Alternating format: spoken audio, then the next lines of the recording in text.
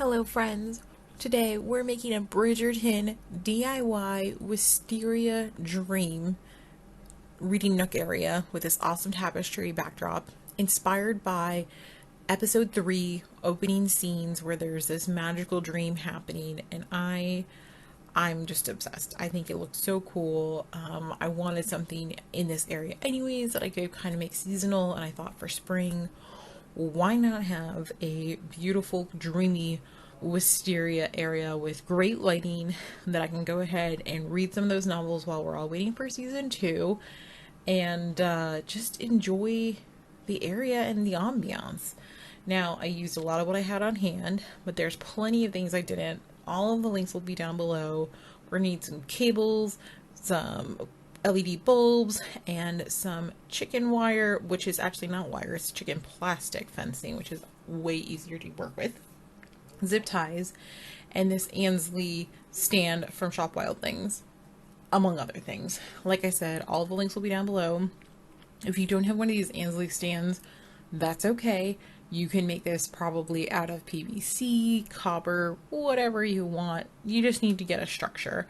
I just wanted this structure because it is easy to adjust the height, and I make a lot of random projects. So for me, not having to build a PVC structure or copper pipe structure from scratch every time is ideal.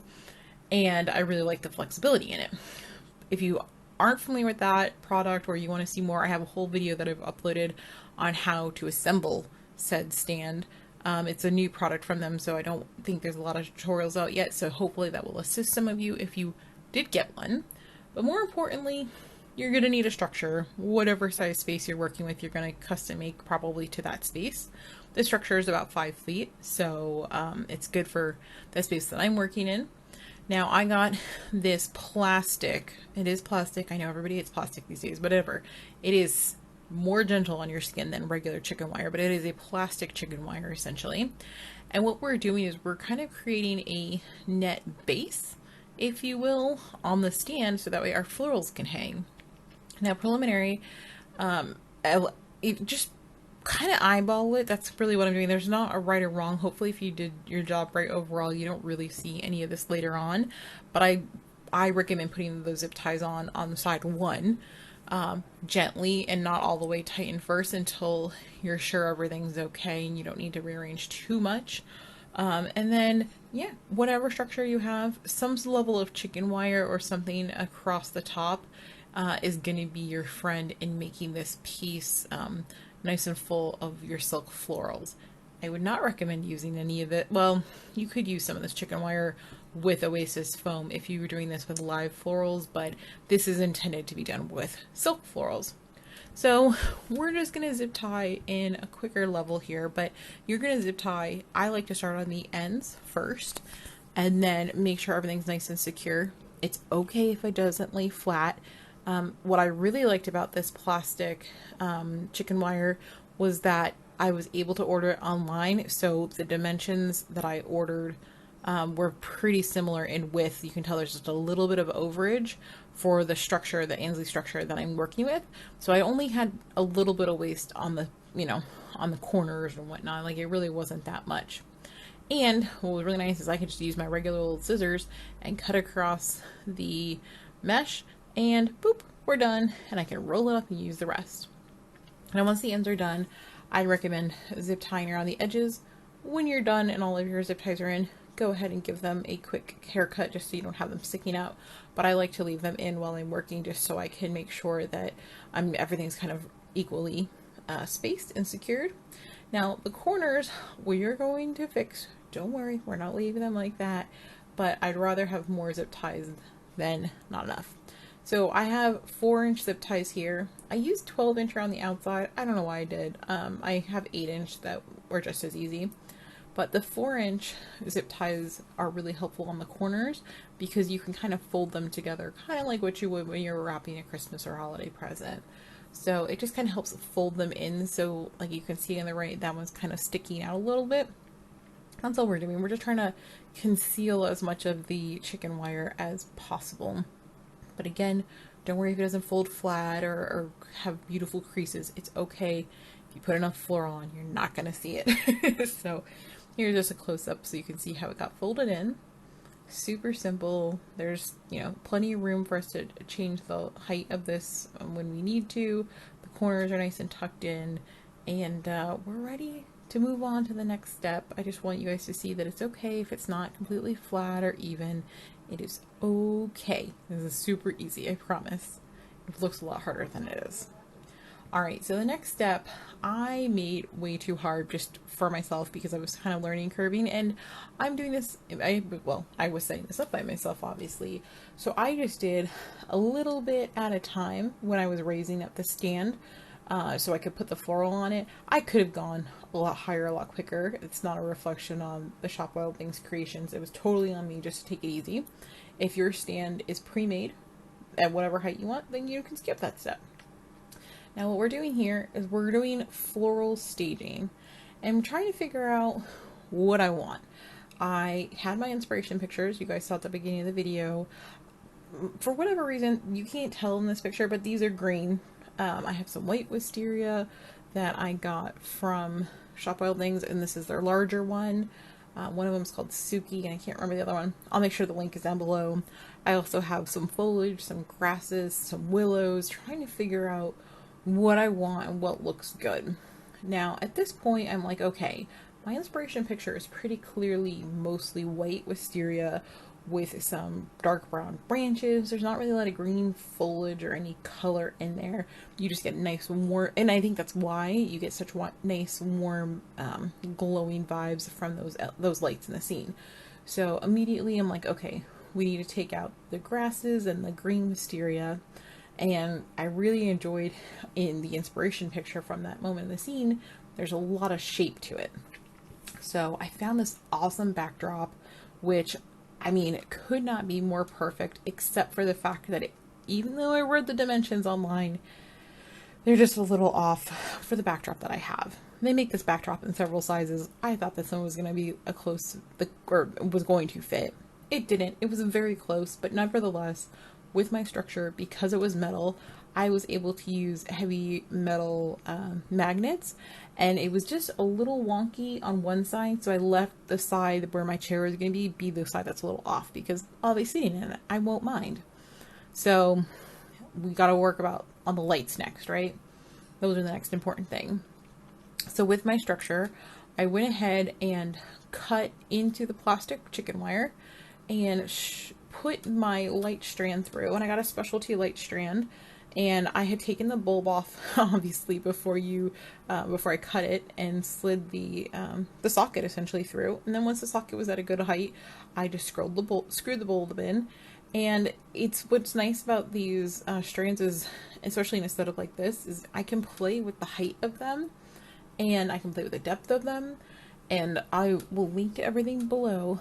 But the lights are dimmable, so you could change them whatever you want. I will say, if you have a smaller structure, there are different light cords, which I will link below, which might be more helpful for you. Now on the right, what we're seeing are the cheap white wisteria from Amazon, which there's nothing wrong with. We need en masse options. The left are the existing ones from Shop Wild Things. I had a sick puppy. I was up all night, and I was like, you know, I'm going to be up anyways. Let me put the first layer on. So what I did was just layered on the cheap Amazon wisteria, and then because it's the front, and we're only working on the front at this point, and I'll show you guys on the side here, it went on really simply. The Amazon stuff just kind of pokes through the holes there, no problem. And because it's kind of the bottom of the top of the front, if that makes sense, I then layered on this beautiful, nicer wisteria, way nicer, from Shop Wild Things, and then I topped it off with the Shop Wild Things smaller wisteria. And that's what creates this multiple dimensions and layered looks. Now obviously there is still a little green in here, but I'm not super worried about it. And everything's artificial, so you just kind of wedge it through the holes on the chicken wire, and you're good to go. Now, we need to do the sides, because obviously we don't want anything left unfinished, but for me it was most important that the front be really impactful, and I'll share all the breakdowns of all of the foliage that I used in the description so you guys can get an understanding of the dimensions that we're working with and how many pieces of floral I needed for my setup. But right now all you need to know is you need to layer the floral in. what I'm most concerned about at this point, while I've had the front done, and as we fill in the center, I want to have those nice kind of layered, shaggy almost looks that they have in the show. So I want the right side to be a little bit lower. So I know when I'm putting my sides together that my right side is going to have to hang a little bit lower than my left side. And you can tell that I've put a few pieces in the middle. But the sand is so easy to move. It made decorating this so much easier. All right, so now we're working on our corners and sides. From this side, you can obviously still see it depending on where you are in the house. And so obviously we need that concealed and we need the right side concealed. So you have to think about strategically how many branches you have and what's going to make sense for you. I easily could have bought another 50 stems and filled this in and it would have been beautiful, but I didn't because I don't have that kind of money right now. And if I had all the money in the world, you could tell on the right how much nicer and fuller the Shop Wildlings Wisteria is compared to the ones on the left, the Amazon ones. But there's nothing wrong with the Amazon ones, especially used as filler. So I like to have the lights on. I highly recommend you put your lights on while you're doing this so you can see how much of the glow you have and if there's any holes. And personal recommendation, but add a few pieces, stand back. I am seeing here there's a little bit of gap. So we're going to go ahead and we're going to fix that and fill that in a little bit and figure out how we can bring some more length down. So you just kind of go back, do a little bit, go back, tweak it, whatnot. It's easy. It's not nothing. None of this is hard. You can do all of this. It's just about taking your time, doing a little bit, taking a step back. Now, what I love about the Amazon stuff, especially the Wisteria, is it's so cheap. It's easy to work with. So all I've been doing is just bending it and just on the stem, and you give it a little fluff and you can hang it. Like, that's it. We're not using any screws. We're not using any glue. Like, literally the only things that I used in this whole project besides my hands were some scissors and I think a wrench to tighten up the screws on this stand. That's it. Everything else been up just easy peasy, sliding in. So on this right side, I did the longest parts first. And that way we have a nice layering effect later on. And you can kind of see here how you see some of that dimension from different angles. And that's what I really love about this. And I also hope you can see how the lights were hung at 3 different depths in the stand, which help give it that multi-dimensional effect, which they have in the show. And so, especially having the smaller wisteria on the top, kind of creating that extra layer, I think makes it look so much cooler. I really do. Like, don't get me wrong, if I could buy all of this stuff from Shop Wildlings, or I totally would, but at first I was a little worried about mixing and matching the wisteria, having 3 different ones on here, but honestly, I think it worked out really well. And I mean, you guys can see it during the day. It looks pretty. Like I said, the lights are LED, which are so important in something like this. You don't want them to overheat, but you can dim them, you can rearrange. And so that's what I've been doing. I just kind of keep playing with it, walking around from different angles, seeing if there's more exposed areas that need a little bit more filling in, and voila! For the most part, the wisteria element is done. Now, I would have loved to do a whole fancy bottom with a cool reading armchair and a fancy ottoman, but I gotta use what I got for the most part. So, keeping in mind my inspiration picture was very clean, and I don't have anything like that in my house, so I was like, it's okay. We're gonna pivot, but it looks awesome at night, doesn't it? Look at that glow that you're seeing on the walls. I mean, I'm obsessed. This is gonna be like the coolest thing I make this year, I hope. That's not true. It's gonna get cooler, but what I really appreciate is that these LED bulbs, if you have them at full capacity, are so bright, but when you dim them, they look beautiful with the white wisteria. They really do. And the backdrop. So here's what I ended up with. I have a green chair. You'd never know it's green, but it is green. That is my favorite reading chair that I have. I bought a cute little storage ottoman that's pop-up from Amazon, and I have a nice kind of shaggy rug that was already something we had in the house.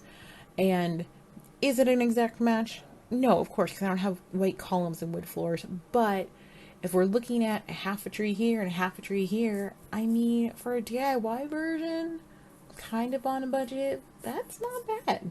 Now, I would have loved to have some urns and columns and stuff to decorate this all in, but you know what? The dogs are going to enjoy it for now. Thanks so much for watching, guys. Subscribe for more videos like this. Hi, Moose. Did you tell him you want to play?